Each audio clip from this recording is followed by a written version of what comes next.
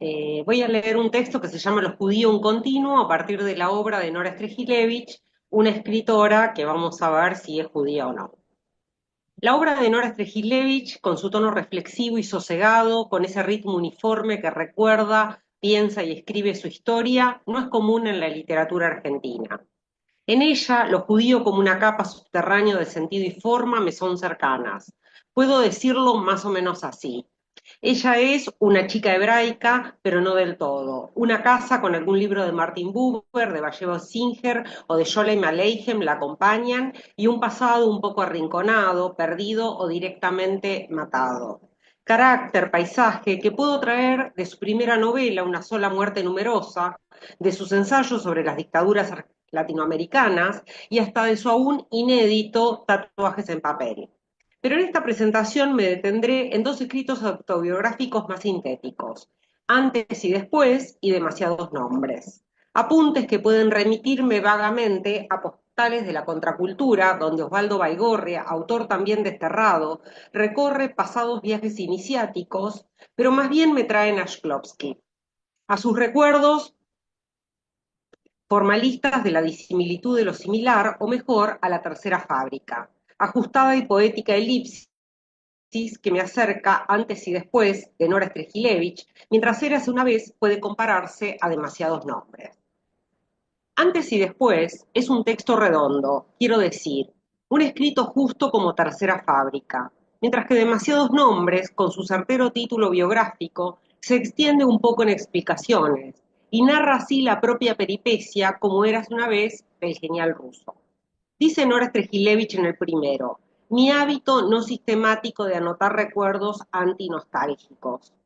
En Antes y después parte de preguntarse si es una escritora judía. Entonces escribe, estoy segura de que este sustantivo se me aplica, no solo porque mis padres eran judíos, sino porque en este mundo, no podés simplemente olvidar tu pertenencia a tal tribu. Alguien siempre te lo recordará. El corte entre ese antes y después, explícito y literal, es la desaparición forzada en julio del 77 de ella, de su hermano nunca aparecido y de sus primos muertos. Entonces, sin metáfora, digo que su obra es una física fantasmática, que el recuerdo recupera libro a libro. Digo física fantasmática porque el libro de física era el modo en que su familia aludía a Gerardo, su hermano, porque eso era lo que él estudiaba en el momento del secuestro. En ese horizonte de escritura, lo judío reaparece siempre. Por ejemplo, de su madre dirá, Sarita se acerca a un grupo de madres. Su amiga más cercana es Sara Rus, sobreviviente de Auschwitz, y cuyo hijo, amigo de mi hermano, también fue secuestrado.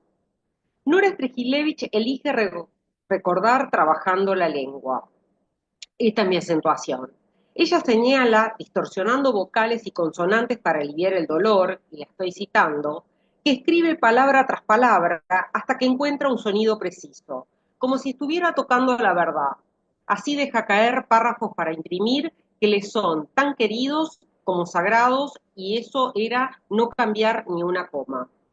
Escribo, entre otras cosas, continúa Nora en estos apuntes, lo que me gritaron en la calle después de gritar mi apellido. Judía de mierda, vamos a hacer jabón con vos. En cuanto mis secuestradores escupieron esa expresión de renombre internacional, mis esperanzas de supervivencia se evaporaron, dice. Afortunadamente estaba equivocada. Solo me estaban enseñando que como miembro del mundo de marginados era mercancía de primera calidad. Después verían qué hacer conmigo. Con esta última afirmación vuelvo a Shklovsky, al que los bolcheviques llamaron, junto a muchos otros, compañeros de ruta, pues denominaban de ese modo a los que seguían críticamente la revolución, por lo que siendo siempre sospechados, luego se vería qué hacer con ellos. Exactamente lo que dice Nora que pasa con ella. Por supuesto fueron fusilados, deportados, censurados. Las sutilezas no eran pertinentes en tiempos de limpieza, escribe Nora para nuestra dictadura. Y continúa diciendo que las víctimas judías siempre sufrían específicos maltratos. Eso no era una novedad, pero se exacerbó. Los totalitarismos, pienso yo, actualizan siempre a los anteriores. Así estas notas refieren que Timerman, conocido periodista que fue secuestrado e interrogado sobre el plan Andinia, le dijo una vez a Nora que el fascismo local debe entenderse de esta manera. Siempre que hay una dictadura en nuestro país, la cuestión judía ocupa un lugar central.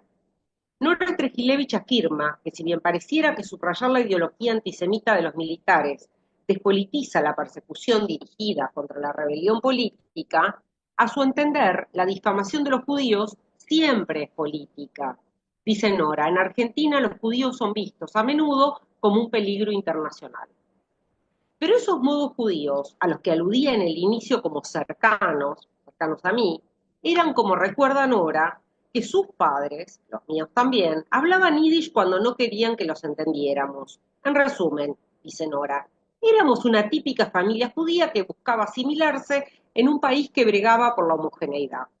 Y si esas maneras estaban en el juego con el yiddish, que estos escritos definen como un idioma que le hace cosquillas al oído con su vocabulario, dice también en el relato del antes, eso pasaba en el relato del antes, en el antes del 76, esa perspectiva lingüística, la vida narrada en el después, también fue una batalla en la lengua. Dice Nora, mi revuelta, una vez en el exilio, consistió en encontrar una manera de contar nuestra historia que descalificara la siniestra jerga de nuestros victimarios. En ese sentido, de nuevo, se pregunta Nora, ¿se me podría llamar una escritora judía? Y dice, cualquier escritor puede crear un personaje judío, pero a menudo son los escritores judíos los que dan testimonio del estilo cultural. Ese mundo no le parece muy distante al argentino, aunque siempre le intrigaba el pequeño tamaño de su familia en comparación con otras. Clarísima siempre, Nora elige un camino centrífugo, viajará una y otra vez, escribirá una y otra vez.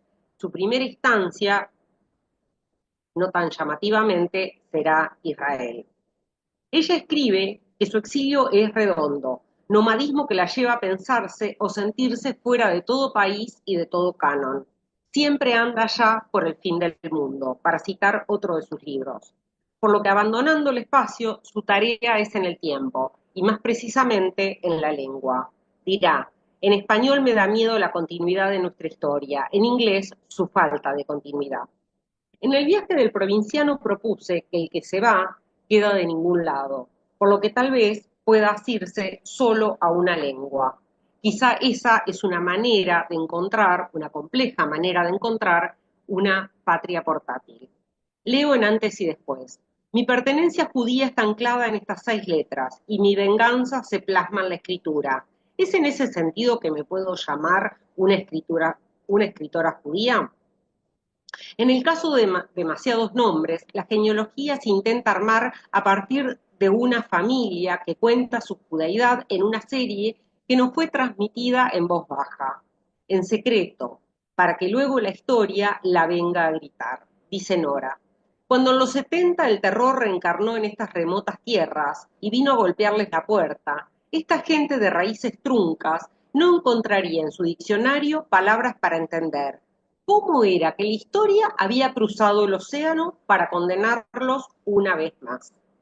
Así retoma también su diferencia con los no judíos, los que la rodeaban en la escuela, en la plaza, esa multiplicidad de mundos, sobre todo y apenas dobles. Nora dice, en mi barrio no detectaban siquiera que yo fuera diferente, gracias a mi marranismo intuitivo. Así aprendí a usar máscaras para no ser notada. El conflicto se marcó tiempo después, en la universidad, cuando un compañero hizo un comentario sobre su apellido, sobre su apellido. Dijo que era Moishe. Fue la primera vez que alguien me miraba de reojo, por mi evidente estatus inferior. Luego dirá que ingresó a medicina porque quería investigar el funcionamiento de la memoria y que recurrirá a la agencia judía, a la Sochnut, para obtener un salvoconducto que por suerte le permitió salir del país, lo que no le permitió salir a su hermano cuando la soltaron. Situación diversa, y acá una comparación que me permito establecer, con una película, El otro señor Klein, película de Joseph Losey, donde un ciudadano francés es confundido con un judío y enviado a un campo de concentración. Este otro señor Klein, luego de reclamar desesperado el error, descubre que puede ser judío, pese a no serlo, que en esa circunstancia puede elegir serlo. En estos casos no hay nadie a quien recurrir, la ceguera y la sordera cunden, solo las palabras le permiten, también a Nora, reflexionar. No había sido escritora en la Argentina. Fue en el exilio donde el lenguaje se volvió mi país. En Israel empecé a trazar poemas, y digo trazar porque eran más bien dibujos en palabras. A falta de colores diseñaba escenarios en párrafos.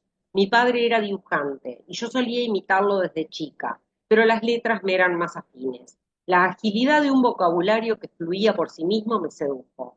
Cuando desembarqué en Canadá en 1980, acepté mi destierro y empecé un doctorado en literatura latinoamericana. Un día me anoté en una materia, autobiografía. El profesor nos invitó a presentar un ensayo sobre nuestra vida. Empecé entonces y sigo escribiendo.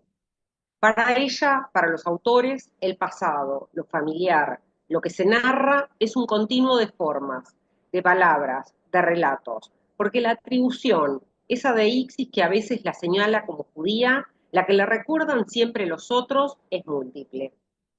Ella en demasiados nombres marca. En el exilio me di cuenta que yo era judía en la Argentina, americana en Israel, latinoamericana en Canadá, latina en los Estados Unidos, concepto que tarda en afianzarse porque parezco caucásica, dice. Cada lugar me cataloga a su manera, pero siempre soy extranjera. Por eso renuncié a creer que exista un yo monocromático. Esas definiciones sirven apenas para llenar formularios.